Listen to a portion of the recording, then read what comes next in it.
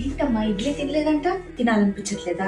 కొన్ని దోశ చేసియనా లేదా పొంగల్? ఏదో ఒకటి మనసు చేసుకుని తినమ్మా. ఇప్పుడు తింటేనే కదా తర్వాత స్ట్రాంగ్ గా ఉంటావు. బాలింత ఎంత మంచి తినాలి. పొంగల్ తినాలనిపిస్తుందా? మరి చెప్పొచ్చు కదా, నీకు ఏది కావాలంటే అది అడుగు, నేను చేసి పెడతాను. సరేనా? ఇప్పుడే తెచ్చేస్తాను. ఏమేమి పాప ఏడుస్తుందా? ఇటు ఇటు నేను చూసుకుంటాను. కడుపు నొస్తున్నట్టు పడుకో. నువ్వు రాత్రంతా నీకు నిద్ర లేదు.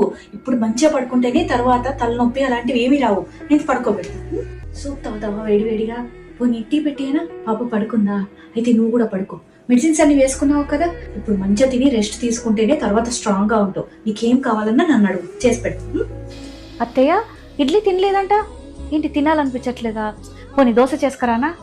పొంగల్ ఏంటి అత్తయ్య, ఈ ఏజ్ లో మంచిగా తింటేనే కదా హెల్త్ మంచిగా ఉంటుంది. ఏదో ఒకటి మనసు చేసుకొని తినండి, కొంచెం కొంచెమైనా సరే. సరే మీకేం తినాలనిపిస్తుంది చెప్పండి. పొంగల్ తింటారా? సరే 2 నిమిషాల్లో చేసుకొస్తాను. అత్తయ్య పిలిచారా? ఏంటి టాబ్లెట్ కావాలా? టాబ్లెట్ ఎందుకు?